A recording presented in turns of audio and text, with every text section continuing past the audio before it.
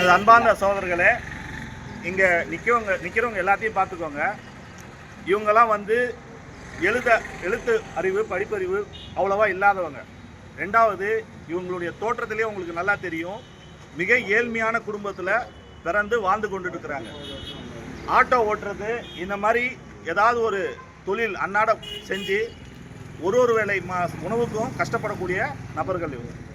இப்படிப்பட்ட இந்த நபர்களுக்கிடம் ஆசை வார்த்தை காட்டி, அதாவது உங்களுடைய ஓட்டர் ஐடி, ஆதார் போன்ற ப்ரூஃப்களை கொடுங்க, அது மூலமாக உங்களுக்கு வாகனம் வாங்கி தரோம், இல்லை அதுக்கு உண்டான வாகனம் வாங்கினாக்கா நாங்கள் வாகனம் வாங்கிட்டா கூட உங்களுக்கு லாபம் எதனா தருவோம் அப்படின்னு சொல்லி ஒரு ஆசை வார்த்தை காட்டி, எப்படி இங்கே பல கோடி பில்லிங்காக ஆதார் ப்ரூஃப்கள் எல்லாம் வாங்கி ஏமாத்துறாங்களோ அந்த மாதிரி ஒரு சூழ்நிலையில் இவங்களுக்கு ஆசை வார்த்தை காட்டி, இதோ இந்த புகைப்படத்தில் இருக்கக்கூடிய இவர் பேர் சதாம், இவர் ஒருத்தர்.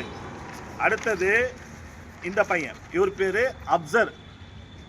இந்த ரெண்டு பேருமே என்ன பண்ணியிருக்காங்கன்னா, இருசக்கர வாகனத்தில் ஃபைனான்ஸில் பொறுத்த வரைக்கும் ஒரு புதுசாக ஒரு ஃபைனான்ஸ் ஒரு ஸ்கீம் மாதிரி விட்டுருக்காங்க. எப்படின்னா, இவங்க ப்ரூஃப் மேலே வாகனத்தை கடனாக கொடுத்துட்றாங்க.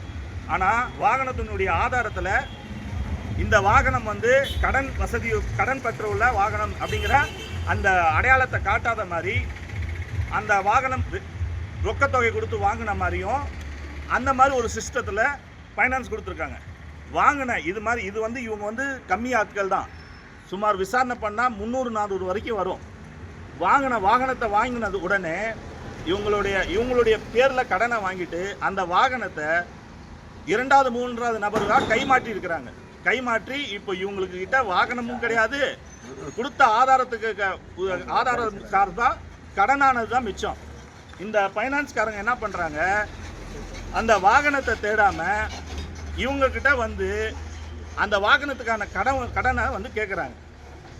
மிகப்பெரிய அளவில் இவங்களுடைய படிப்பறிவு இல்லாத ஒரு காரணத்தை காமிச்சு மிகப்பெரிய அளவில் ஏமாற்றிருக்காங்க.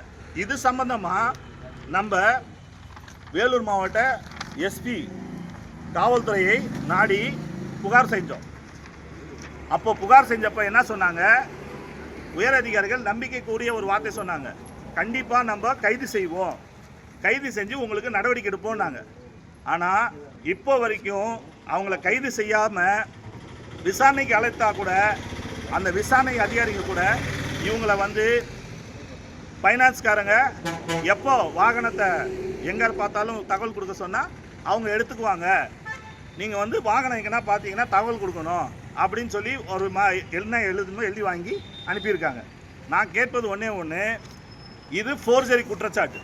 இந்த ஃபோர்ஜரி குற்றச்சாட்டுக்கு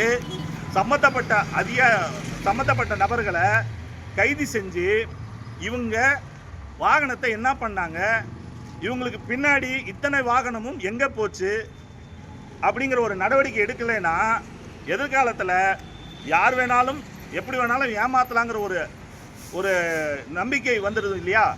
அந்த மாதிரி ஒரு நம்பிக்கை கொடுக்கக்கூடிய காரியத்தை காவல்துறை தொடரக்கூடாது என்று சொல்லி காவல்துறை உடனடியாக நடவடிக்கை எடுக்க வேண்டும் சொல்லி, இது மாதிரி நடவடிக்கை எடுக்காதனால இவங்களுக்கு ஃபோன் மூலமாக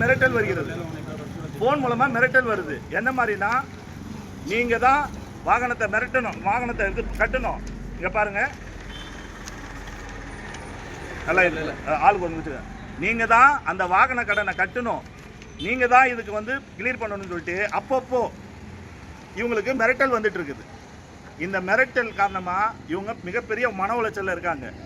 ஒரு நாளைக்கு ஒரு வேளை உணவுக்கே கஷ்டப்படக்கூடிய இவங்களுக்கு இந்த மாதிரி ஒரு ஏமாற்று போர்ஜரி வேலை பண்ணிவிட்டு அவங்க சட்டத்தின் மூலம் மாட்டிக்கொள்ளாமல் வெளியே சுதந்திரமாக உலாவுவது மட்டும் இல்லாமல் இவங்களுக்கு பேக்ரவுண்டில் பின்னாடி யாரோ மிகப்பெரிய ஒரு அரசியல்வாதி இருக்கிறாங்கிறதும் அவங்க அச்சப்படுறாங்க. அது மட்டும் இல்லாமல் வாங்கின வாகனமெல்லாம் ஒரு குறிப்பிட்ட கடையிலேயே கொண்டு போய் விற்றுருக்குறாங்க.